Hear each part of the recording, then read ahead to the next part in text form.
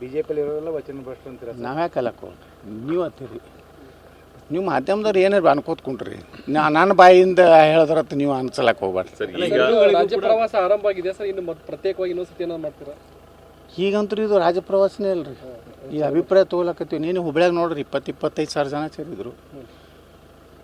ನನ್ನ ನಾಯಕತ್ವ ಒಪ್ಕೋತಿರಲ್ಪ ಅಂದ್ರೆ ಇಡೀ ಸಭೆನೇ ಎಸ್ ಆಯ್ತು. ಅಲ್ಲಿ ಒಬ್ಬ ಶಿಸ್ತು ಸಮಿತಿ ಅಧ್ಯಕ್ಷ ಬಂದು ಕೂತಿದ್ದ ರಾಜ್ಯದ್ದು.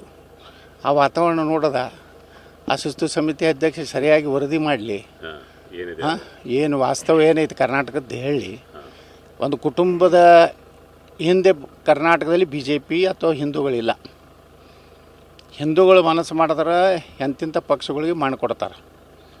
ಈ ರಾಜ್ಯದಲ್ಲಿ ಏನು ತಿಳ್ಕೊಂಡಾರ, ಯಡಿಯೂರಪ್ಪನ ಫೋಟೋ ಅವ್ನ ಮಗನ ಫೋಟೋ ಹಾಕ್ಕೊಂಡ್ರೆ ಕರ್ನಾಟಕದಲ್ಲಿ ಜನ ಓಟ್ ಹಾಕ್ತಾರೆ. ಅದು ಹೋಯ್ತದ ಕಾಲ. ಇವರು ಮಹಾಭ್ರಷ್ಟರು ಅದಾರೆ, ಲೂಟಿ ಮಾಡ್ಯಾರೆ. ಅಷ್ಟು ರೈತ ನಾಯಕ ಇದ್ದವ ವಿದೇಶನಾಗ ಯಾಕೆ ಆಸ್ತಿ ಮಾಡ್ಯಾನ? ಇನ್ನತನೂ ನಾನು ಹಾಕಿದ ಸವಾಲು ಉತ್ತರ ಕೊಟ್ಟಿಲ್ಲ. ನೀನು ಲಿಂಗಾಯತ ಅಲ್ಲ ಅಂತ ಹೇಳೀನಿ, ನಾ ಲಿಂಗಾಯತ ಇದ್ದೇನೆ ಅನ್ನೋದು ಪ್ರೂಫ್ ಮಾಡ್ದ ಇಲ್ಲ. ಕರೋನಾದಾಗ ಲೂಟಿ ಮಾಡಿ ಅಂತ ಹೇಳಿದೆ, ಅದಕ್ಕೆ ಪ್ರೂಫ್ ಮಾಡ್ದ ಇಲ್ಲ.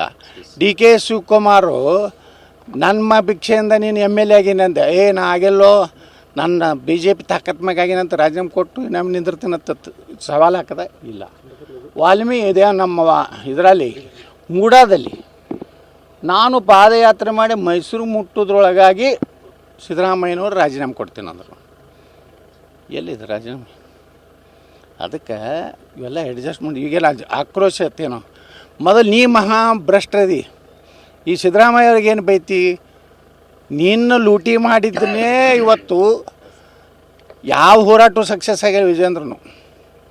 ಜನಾಕ್ರೋಶ ಆಗ್ತದೆ.